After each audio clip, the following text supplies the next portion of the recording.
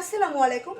@রুমানিশিমুল blog থেকে আমি শিমুল চলে এলাম নতুন একটি রেসিপির সঙ্গে, নতুন একটি আয়োজন নিয়ে। তো আজকে আপনাদের সঙ্গে শেয়ার করব কিভাবে ক্যারামেল ছাড়া সুজির হালুয়া করবেন। সুজি আমি প্যাকেট থেকে সুজি যতটুকু আমি হালুয়া করতে চাচ্ছি ততটুকু সুজি আমি একটা শুকনো হাঁড়িতে, দেখেন হাঁড়িটা কিন্তু একদম শুকনো, কোনো পানি নেই, শুকনো একটা হাঁড়িতে নিয়ে নিলাম এবং সুজিটাকে আমি একটু বেছে নেব, কোনো পোকা বা কিছু আছে কিনা দেখে নেব, ময়লা একটু বেছে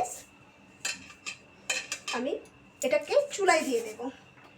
এই হালুয়াটা করার জন্য আপনাকে কোনো প্রকার ক্যারামেল করতে হবে না বা এক্সট্রা কোনো ঝামেলাও পোহাতে হবে না, খুব সহজে আপনি হালুয়াটা করে নিতে পারবেন। বিসমিল্লাহ, আমি চুলায় দিয়ে দিলাম, একদম নিবু নিবু আছে চুলায় দিয়ে দিলাম। এবার আমি এটাকে নেড়ে চেড়ে অনবরত নাড়তে থাকবো, নেড়ে নেড়ে সুজিটাকে একদম ব্রাউন করে নেব, একদম ব্রাউন করে নেব। যতক্ষণ ব্রাউন না হবে এই নিবু আছে আমি এভাবে নাড়তে থাকবো সুজিটাকে। নাড়া কিন্তু বন্ধ করা যাবে না, নাড়া বন্ধ করলে কিন্তু এক সাইড পুড়ে যাবে। তো এইভাবে নেড়ে চেড়ে পুরো সুজিটাকে আমি বাদামি করে নেব বা ব্রাউন করে নেব।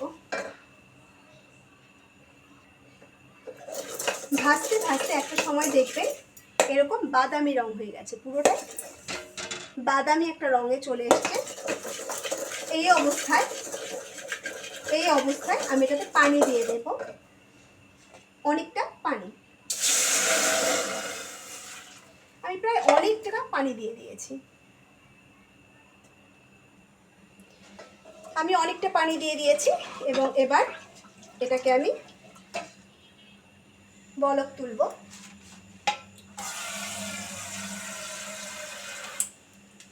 আমি আরও একটু পানি দেব, কারণ সুজিগুলো ফুলে উঠলে কিন্তু অনেকটা ভারী হয়ে যাবে।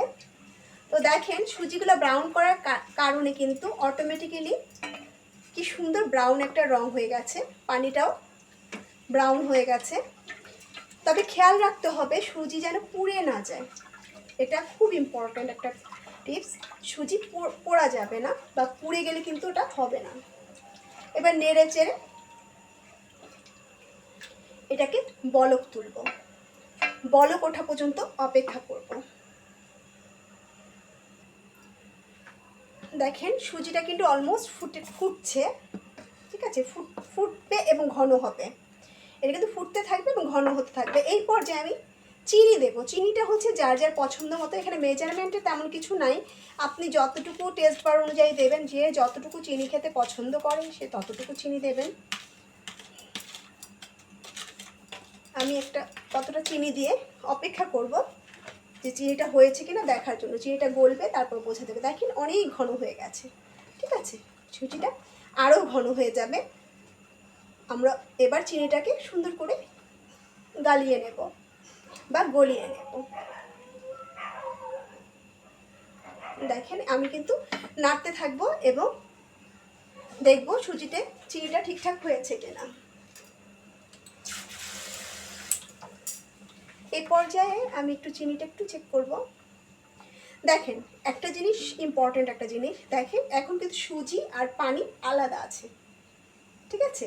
যখন দেখবেন সুজির হালুয়ায় সুজি এবং পানি মিলেমিশে একাকার হয়ে গেছে, তখনই বুঝতে হবে যে আমার সুজির হালুয়া হয়ে গেছে।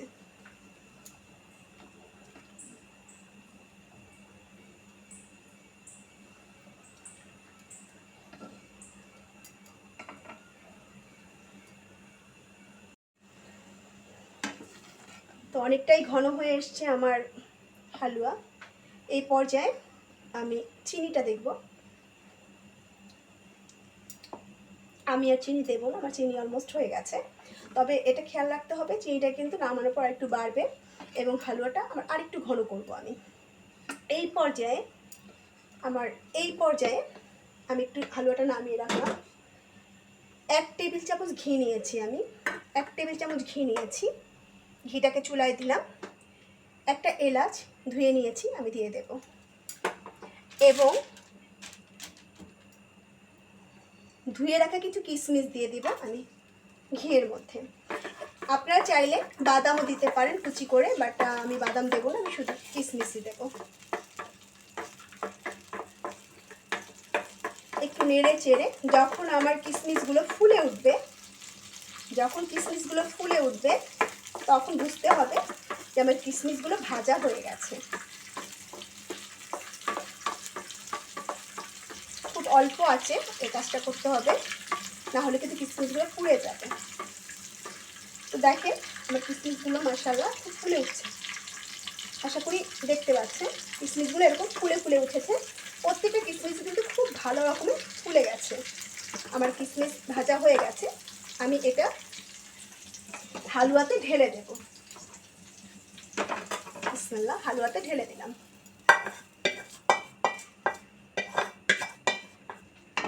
এবার আমি হালুয়াটাকে নেড়ে চেড়ে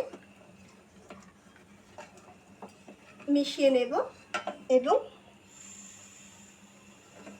জাল বাড়িয়ে এটাকে ঘন করে নেব। আমার যতটুকু আমি রাখতে চাই ঘনত্ব, সেই অনুযায়ী ঘনটা করব।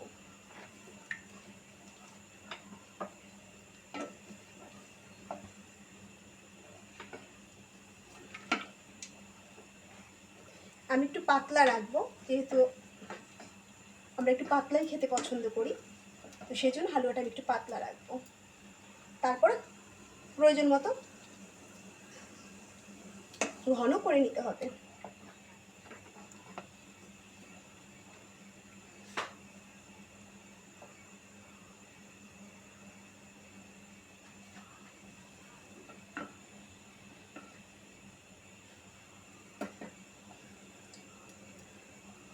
তো অপেক্ষা করব ঘন হওয়া পর্যন্ত। দেখুন নাড়তে নাড়তে আলহামদুলিল্লাহ আমার সুজিটা আমার পারফেক্ট পছন্দ মতো ঘন হয়ে গেছে। কখন বুঝবেন যে সুজিটা রান্না হয়ে গেছে, অলমোস্ট হয়ে গেছে, এটা কিন্তু একটা বোঝার উপায় আছে যে কিভাবে বুঝবেন যে সুজিটা সেদ্ধ হয়ে গেছে বা রান্না হয়ে গেছে। যখন দেখবেন সুজিটা থেকে পানি আলাদা হয়ে নেই এবং পুরো সুজি এবং পানি একাকার হয়ে গেছে মিলেমিশে, তখন বুঝে নিতে হবে সুজিটা প্রপার কুক হয়ে গেছে বা রান্না হয়ে গেছে। তো দেখতেই পাচ্ছেন।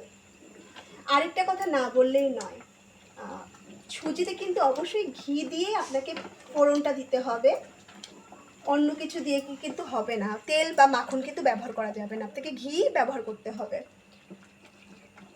আর যদি ঘি না থাকে সেক্ষেত্রে আপনি শুধুমাত্র একটা এলাচ ডাইরেক্ট এটার মধ্যে ফেলে দেবেন, তেল বা বাটার দেওয়ার দরকার নাই। তো আমার এই রেসিপিটি যদি ভালো লাগে অবশ্যই লাইক কমেন্ট শেয়ার করবেন। আর যারা এখনও সাবস্ক্রাইব করেননি @রুমানা শিমুল ব্লগকে অবশ্যই সাবস্ক্রাইব করে দেবেন।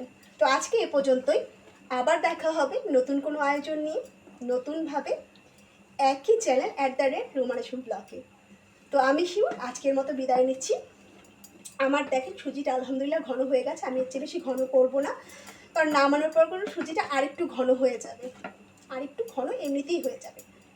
তো আজকে এই পর্যন্তই, আবার দেখা হবে খুব তাড়াতাড়ি। তো আজকের মতো টাটা, বাই বাই।